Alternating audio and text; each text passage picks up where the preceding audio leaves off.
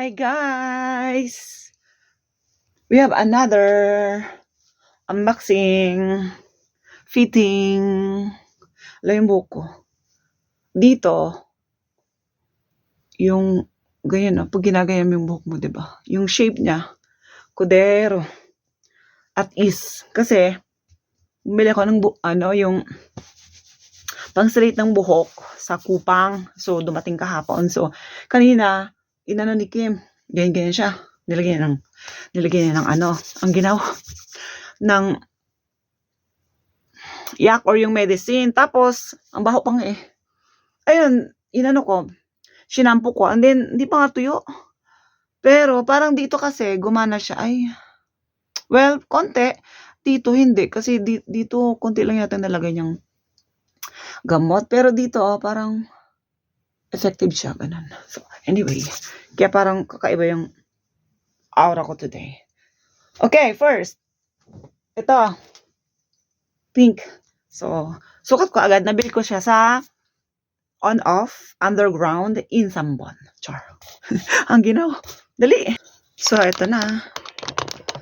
How will I show you? Yan, pink. Ang ginaw. Galaw-galaw. Ganyan.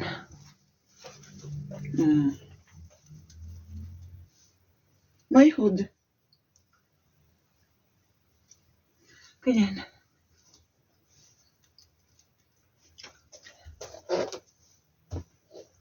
May bulsa. Diyan may tali. Nasa loob. Nasa loob yung tali. Tapos velvety. Soft. Velvety na pink. Natin ako sa salamin. Yung salamin ko. Yan. Okay.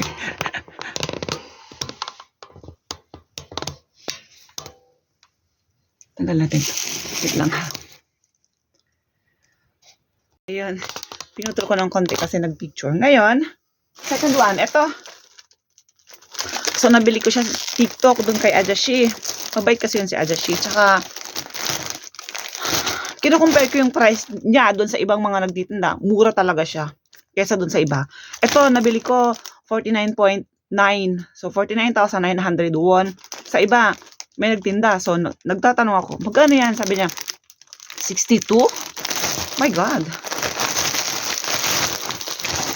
62? Tapos tech baby, sa ito nun. Ito, pagtalagay natin 50, no? Mahal.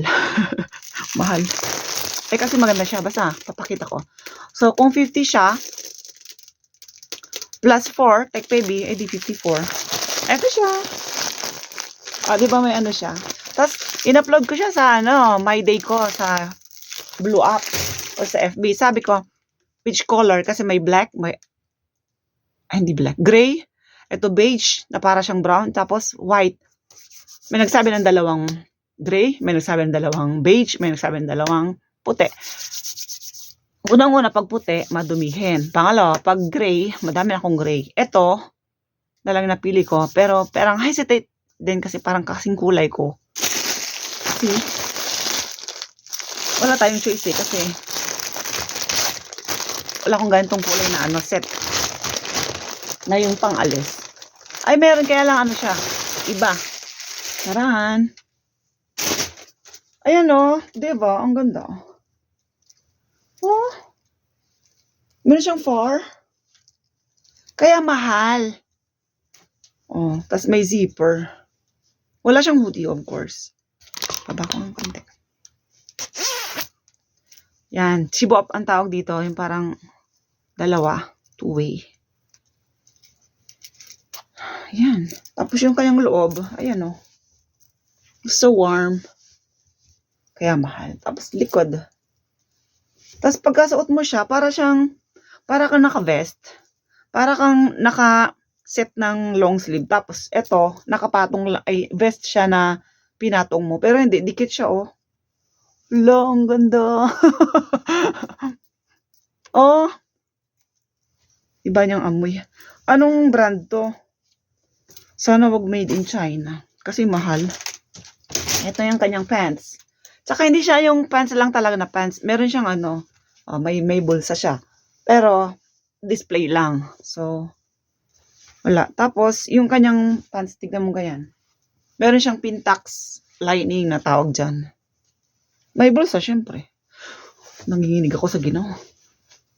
Ayan, bulsa. Pero hanapin natin kung anong brand ito. Wala nakalagay. Bale man dito. Ayan may Kimbo. So warm. Si Adashi kasi, ang tagal ipatekpe. Alam niyo, nabili ko to last week pa ng Friday. Tapos sabi ititekpe Tuesday. Nag-live nung Tuesday, tinanong ko kung natekpe na ba. Sabi, wala pa daw yung ito. So, hinihintay din nila sa baka Wednesday na. Yun, nag-chat naman na dumating na daw, tapos pinatekpe na agad. Wala nakalagay, mga besh. Tinanggal,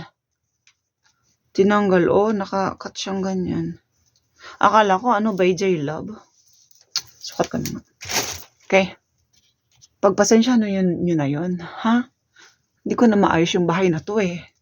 Sabi ni Kim, ang papangit daw ng background ko. Okay lang, pagpasensya nyo na ha.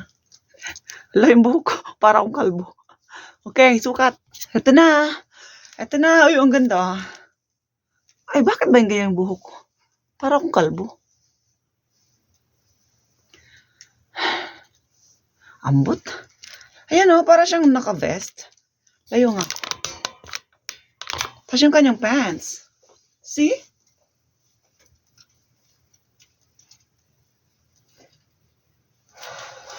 May pintax na ganyan. Tapos ganyan siya.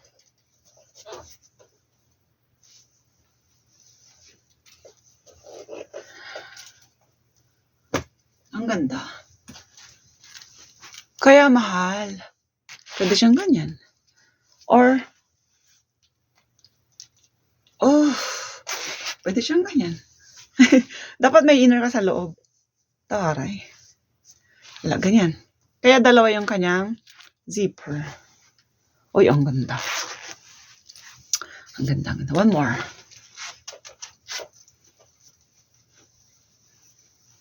Ay, tuloy kita yung aking paa. May mga gamit kami pa dyan.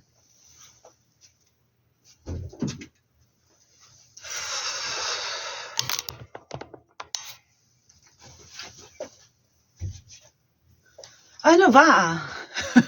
Nagalit mo ko eh. Okay.